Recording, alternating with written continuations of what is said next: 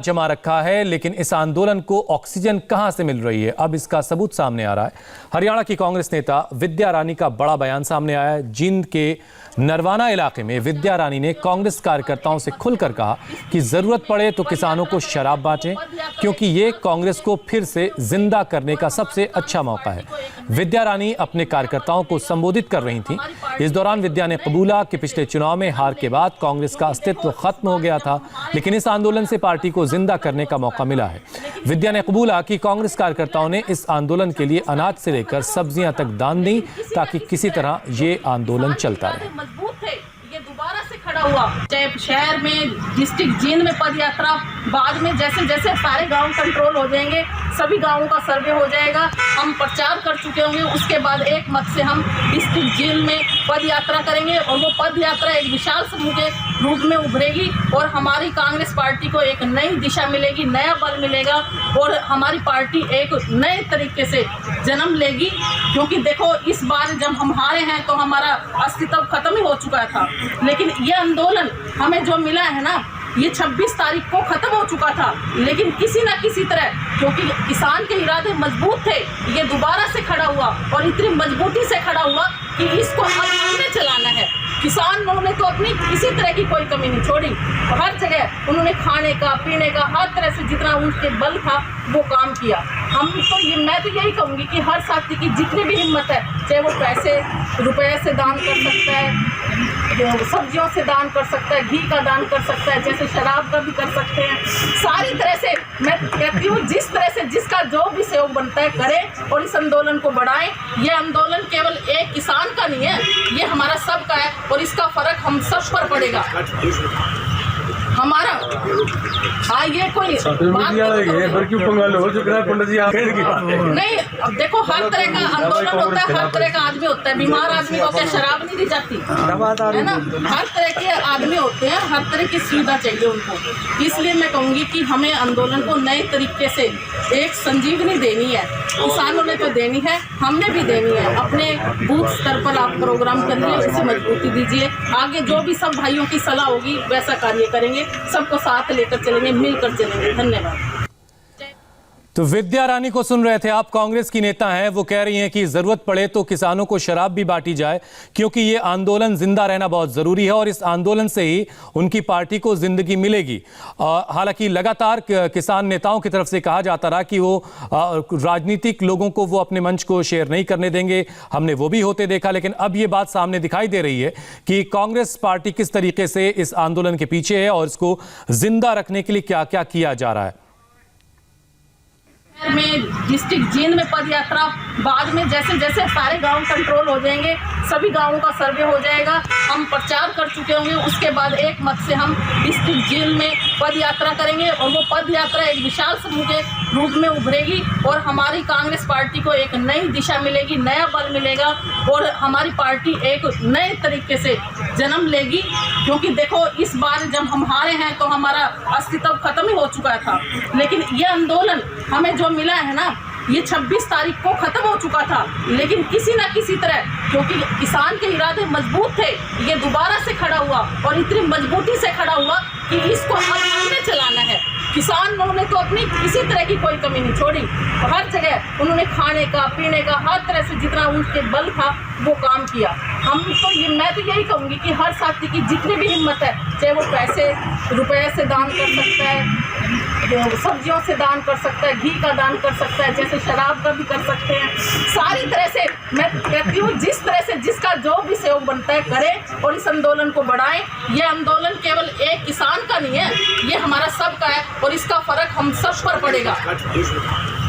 हमारा ये कोई नहीं, अब देखो हर तरह का आंदोलन होता है, हर तरह का आदमी होता है। बीमार आदमी को क्या शराब नहीं दी जाती है ना, हर तरह के आदमी होते हैं, हर तरह की सुविधा चाहिए उनको। इसलिए मैं कहूँगी कि हमें आंदोलन को नए तरीके से एक संजीवनी देनी है। किसानों ने तो देनी है, हमने भी देनी है। अपने बूथ स्तर पर आप प्रोग्राम करिए, उसे मजबूती दीजिए, आगे जो भी सब भाइयों की सलाह होगी वैसा कार्य करेंगे, सबको साथ लेकर चलेंगे, मिलकर चलेंगे। धन्यवाद। तो किसान आंदोलन के बहाने कांग्रेस का ये खेल अब सामने आ रहा है। खुद कांग्रेस के एक नेता विद्या रानी की जुबानी ये सब कुछ सामने आ रहा है कि जितना भी हो सके वो किसान आंदोलन में लोगों की मदद की जाए और ज़रूरत पड़े तो शराब भी बांटिए।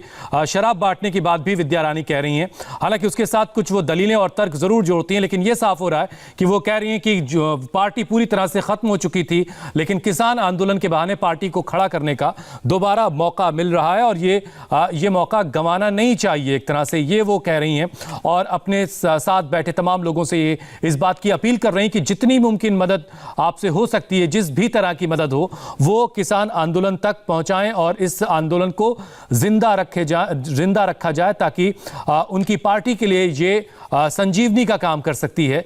ये विद्या रानी हैं जो जींद हरियाणा में कार्यकर्ताओं के बीच बोल रही हैं और बता रहे हैं कि किस तरीके से ये पार्टी के लिए बहुत काम का ये आंदोलन हो सकता है। हमारे साथ जवाहर यादव इस वक्त जुड़ चुके हैं। आप प्रवक्ता हैं हरियाणा बीजेपी के। जवाहर जी, हम सुन रहे हैं विद्या रानी जो कांग्रेस की नेता हैं हरियाणा से, वो साफ साफ कह रही हैं कि किसी भी सूरत में किसान आंदोलन में लोगों तक मदद पहुंचाइए और ज़रूरत पड़े तो शराब भी बांटिए। क्या इस बयान के सामने आने के बाद आप लोग किसी तरह की शिकायत करने का मन बना रहे हैं अब? देखिए, ये तो तकनीकी रूप से एक बार जो भी हमारी कानूनी टीम है वो इसका रिसर्च कर लेगी कि इस पे एफआईआर बनती है या नहीं बनती, वो एक अलग इशू है। परंतु उससे बड़ा अलग इशू ये है कि कांग्रेस की नेता जो 2 बार विधानसभा का चुनाव लड़ी हुई है, ये नरवाना विधानसभा से इस बार भी चुनाव लड़ी, उससे पहले भी लड़ी, 14 में भी और 19 में भी। वो खुद कह रही है कि कांग्रेस खत्म हो चुकी थी और जो देश के प्रधानमंत्री ने कहा कि किसानों के आंदोलन को, सात्विक आंदोलन को हम स्वीकार करते हैं और लोकतंत्र में सबको अपनी बात कहने का अधिकार है, परंतु कुछ आंदोलन जीवी है।